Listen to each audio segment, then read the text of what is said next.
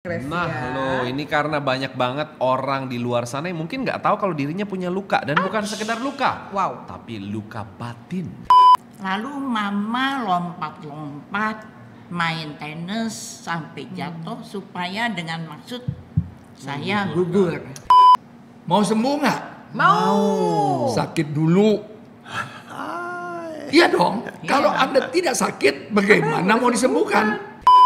Matius, Markus, Lukas, Yohanes. Buka kameranya. Setiap orang bisa punya pandangan yang berbeda-beda, bahkan untuk satu hal yang sama. Bagaimana pandangan kita dalam kacamata iman Katolik terhadap fenomena yang terjadi di sekitar kita? Bersama dengan saya Maria Kristi Dan saya Christian Reynaldo dalam Persepsi, perbincangan rohani seputar sensasi.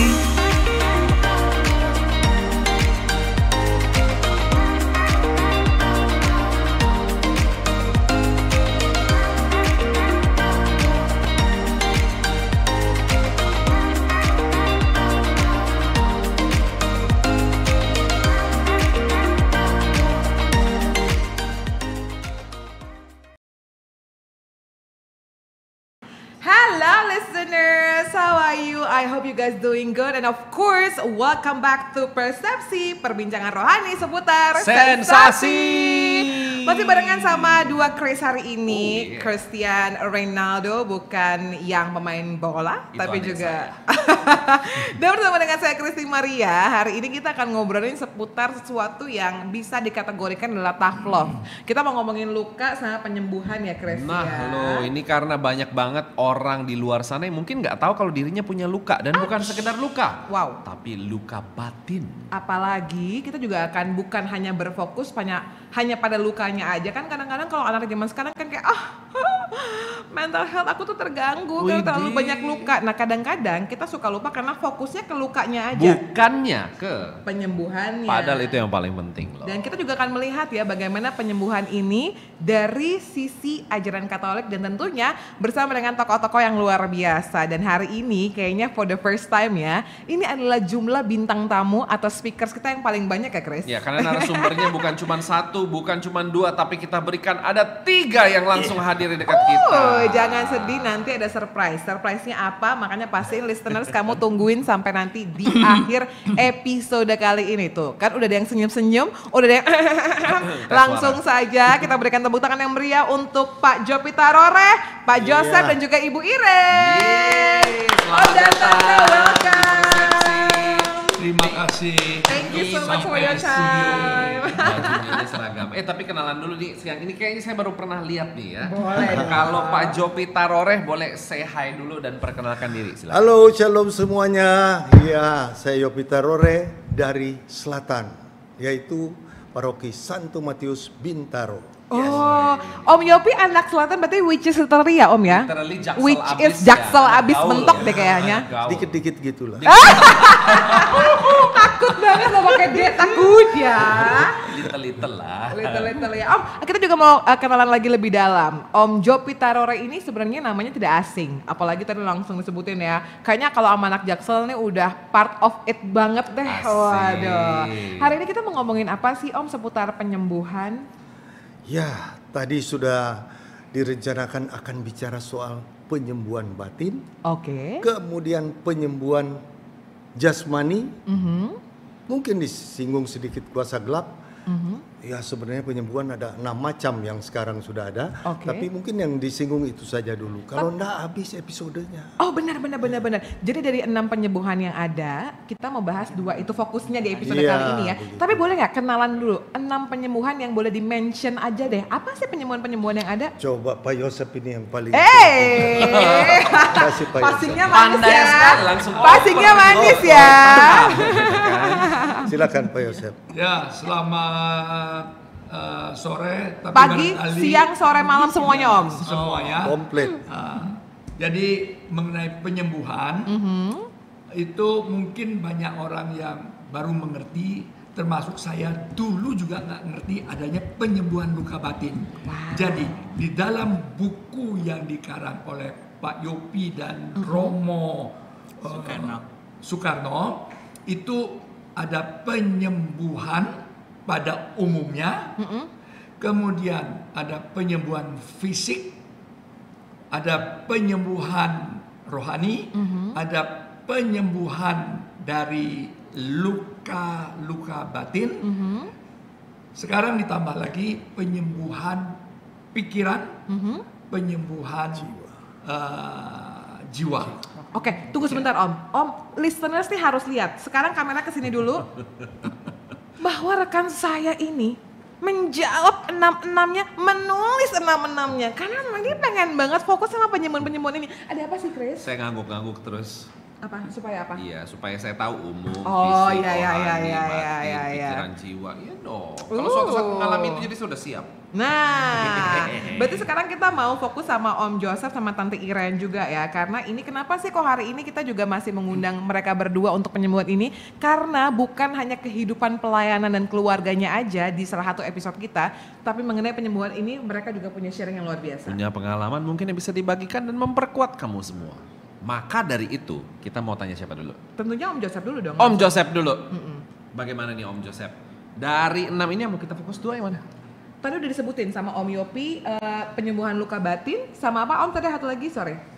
Fisik dan juga batin ya. Iya. Yang kita bahas di episode kali ini. Iya. Episode berikutnya ada lagi, jangan sedih. Oh, makanya doain supaya episodenya panjang terus. Amin. Supaya kita juga ada terus.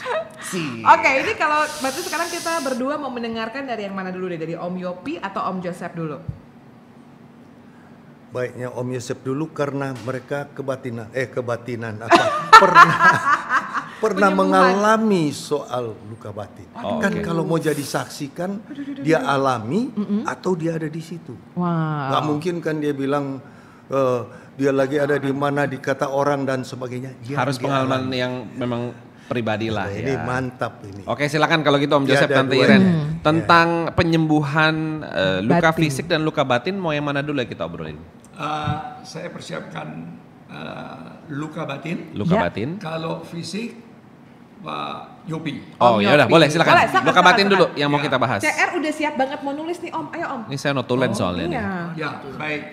Jadi penyembuhan luka batin itu adalah menyembuhkan seseorang dari pengalaman pahit atau kekecewaan dari kenangan masa lalu terhadap seseorang atau suatu peristiwa. Ya. Nah, penyembuhannya kita bisa melihat dari Injil Yohanes bab 21 ayat 1 sampai dengan ayat 14 bagaimana ke-12 murid atau tepatnya 11 murid mereka kecewa berat sama Tuhan Yesus dan udahlah nggak usah ikut Tuhan. Wow. Itu batinnya. Tetapi Tuhan tidak membiarkan mereka untuk tetap luka, tetapi Yesus menampakkan diri bahwa dia hidup. Itu salah satu perikop ya. Oke. Dan kemudian penyebab luka batin karena adanya penolakan dari orang lain. Nanti akan dibahas penolakannya itu mulai dari kapan dan oleh siapa. Oke. Lalu ada kekecewaan yang disebabkan oleh orang lain dan merasa tidak diterima. Oke. Om Dan- Joseph, mohon maaf, agar ini bisa lebih diterima, Om Joseph majuan lagi Om. Kurang kedengeran ternyata Om. Agar ini bisa diterima oleh halayak ramai, biar suara Om Joseph jelas Om. Sudah mantap teman-teman? Coba Om Joseph. Mantapkah suaraku? Nah, Sudah mantap? Sudah bisa diterima? Sudah bisa diterima. Sudah bisa diterima. Baik, lanjut Om. Jadi penyebab luka batin karena adanya penolakan Penolakan. dari orang lain, Kekecewaan adanya kekecewaan yang disebabkan oleh orang lain, dan tidak diterima. merasa tidak diterima dan merasa tidak dikasih oleh orang lain. Bagaimana penyembuhannya? Ya. Haruslah kita bicara rohani ya. Ya. Jadi ini harus mengandalkan sudah di dalam Tuhan. Sudah di dalam Tuhan. Karena ini penyembuhan rohani. Siapakah saya? Bukan Yosef Teja. Indra ini adalah suaminya Iren. Bukan Yosef Teja ini Indra ini bapaknya dari 5 orang anak. Bukan sekedar itu, tetapi siapakah Yosef Teja? Indra di hadapan Bapakku, Bapak di surga. Karena kita bisa kehilangan jati diri dan perlu merendahkan diri di hadapan Tuhan, bahwa aku tidak dapat menyembuhkan diriku sendiri dari lukaku, dan terhadap Tuhan pun harus ada keterbukaan. Kalau dalam suatu pertemuan ditanya, misalnya, Chris, mau sembuh nggak? Mau. Sakit dulu. Iya dong. Kalau Anda tidak sakit, bagaimana mau disembuhkan? Betul, Iya. masuk akal. Iya Masuk juga akal sih. banget. Masuk akal ya? Masuk akal. Nah, jadi pertama-tama Ibu Irin akan menceritakan bagaimana dia mempunyai penyembuhan karena ditolak dari kandungan, dan mungkin mengapa orang menolak anaknya. Pertama, belum menikah secara resmi. Oke. Yang kedua, terlalu banyak anak. Si Entong masih kecil, Sudah lahir lagi. sudah lahir lagi. Si siapa? Si Bobby barangkali ya. Entong sama Bobby agak jauh ya. Agak namanya. jauh ya, itu generasinya kayak beda 40-50 Generasinya 40 tahun.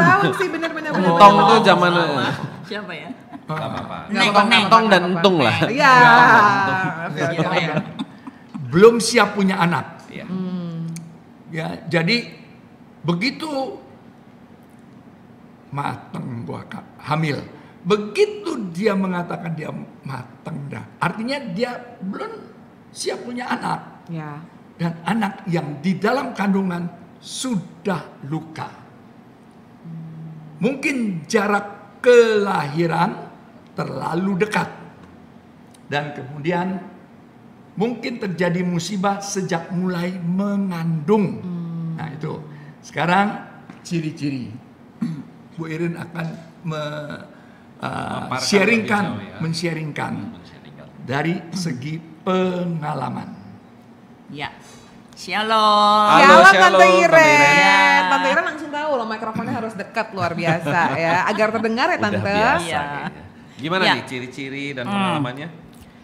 Saya dulu tidak tahu bahwa saya luka batin dalam kandungan. Oke. Tetapi saya bersyukur setelah pencurahan roh, mengikuti retret. Nah ini memang retret ini perlu.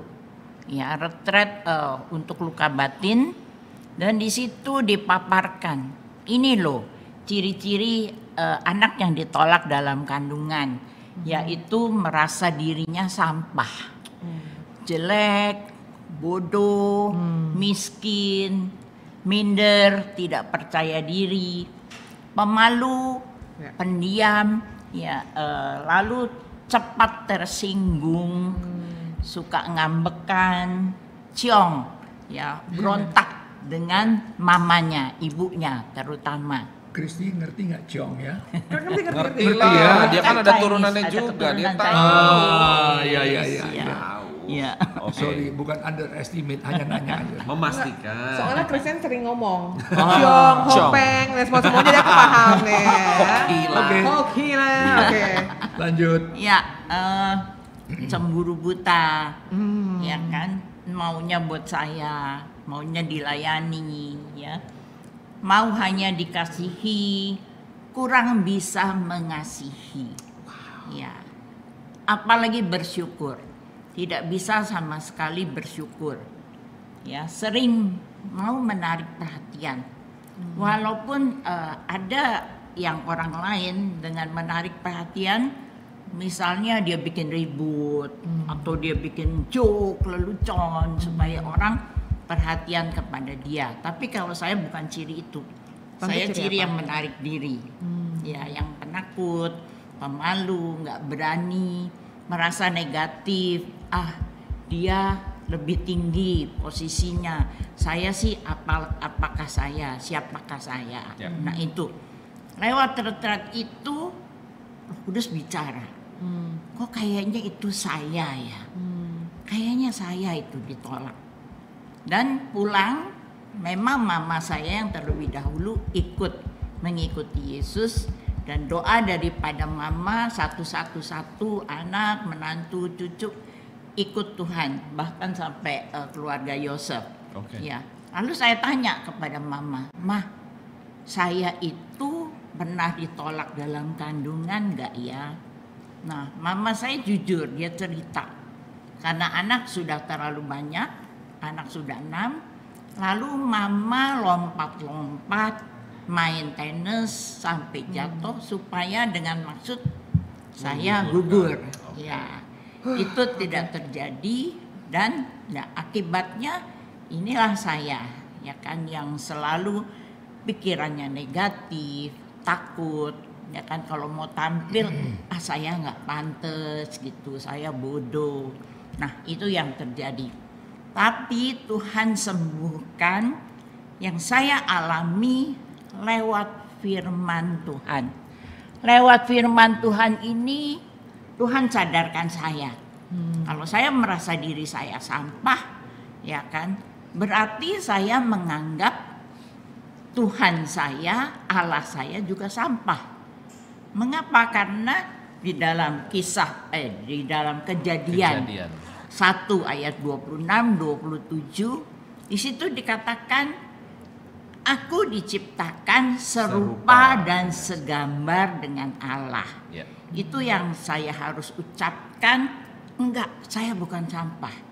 Jadi firman Tuhan itu saya diajarkan harus diucapkan supaya menjadi iman, karena iman timbul dari pendengaran dan pendengaran akan setiap sabda firman Tuhan. Ya. Lalu yang kedua dari firman Yesaya 43 ayat 4a. Di situ Allah mengatakan, kau berharga di mataku, kata Tuhan, ya, kata Allah, dan mulia, dan aku mengasihi engkau. Lalu ayat ke-7-nya, engkau kuciptakan untuk kemuliaanku. Itu yang meneguhkan saya lewat lagu. Yosef waktu itu memberitakan firman Tuhan di ekumene, di kantor. Dan waktu dia memberitakan firman, ada pujian, ya, pujian yang mengatakan, kau berharga di mataku, mulia dalam pandanganku, kau berharga di mataku, aku yang mengasihimu. Kau kupanggil, kau kutebus, kujadikan milik kesayanganku. Kau kubentuk, kau kuciptakan untuk kemuliaanku. Di situ saya nggak tahan, saya nangis, itu air mata nggak bisa ditahan. Malu nggak? Malu, karena kan suami yang memberitakan firman, ini kok istrinya nangis-nangis, waduh ada masalah gitu kan.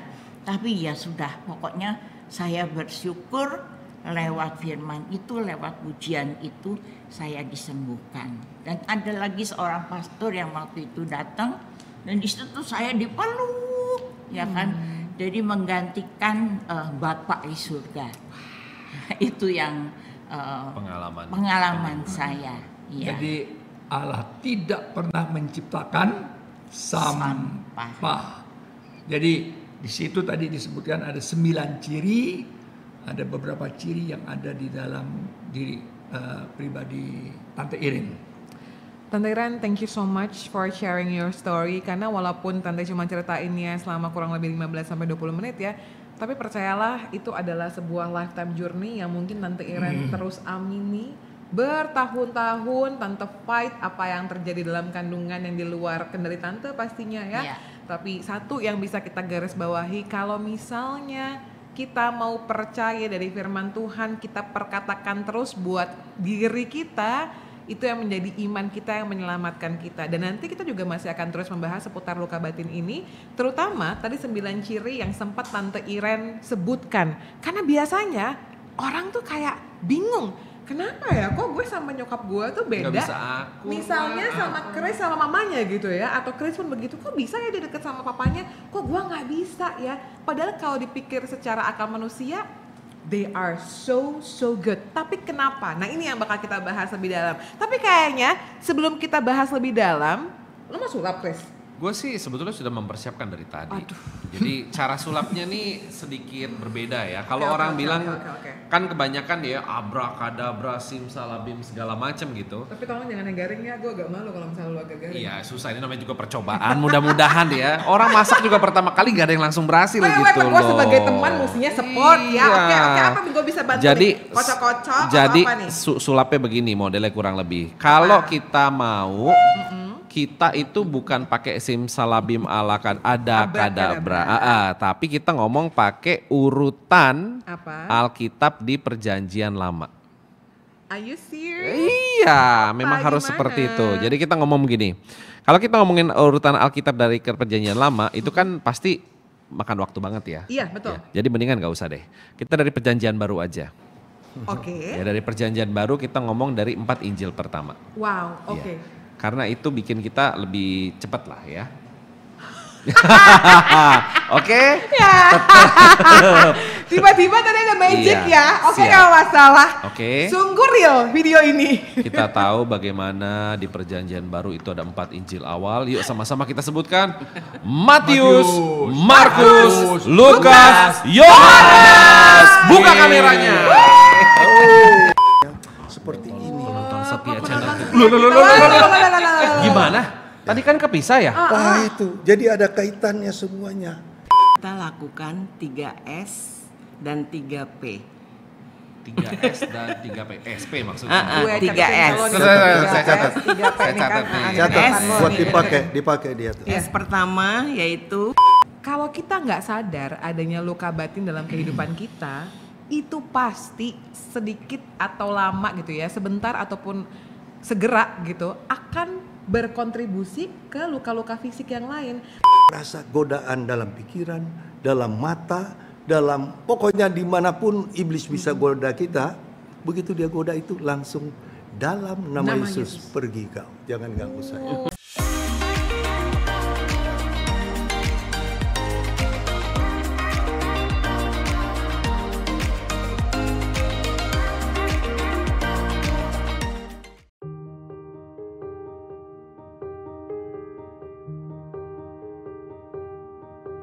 Beberapa tahun yang lalu, seringkali orang mengajak saya untuk ikut retret luka batin.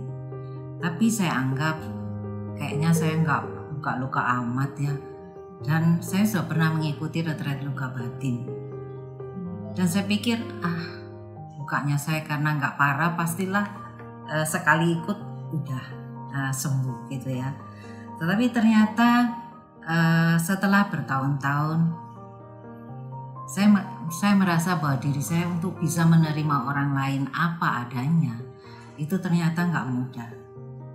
Dan ini yang saya jumpai selama saya berhadapan dengan banyak orang. Seringkali saya juga melihat bahwa orang lain menuntut orang lain untuk bisa menerima dirinya. Padahal dia sendiri tidak bisa menerima dirinya sendiri. Nah, kita tidak pernah menyadari luka batin kita sampai sejauh mana. Dan beberapa pengalaman hidup kita itu yang menunjukkan bahwa ternyata ada beberapa luka yang kita simpan atau beberapa kebutuhan kita yang selama ini kita tidak rasakan itu sudah terpenuhi di dalam hidup kita. Pada akhirnya kita menuntut orang lain untuk bisa melakukan, memenuhi apa yang kita inginkan. Nah, ini yang disebut dengan luka batin. Maka sekolah evangelisasi Sekina tidak pernah melewatkan untuk setiap tahun mengadakan retret penyembuhan luka batin.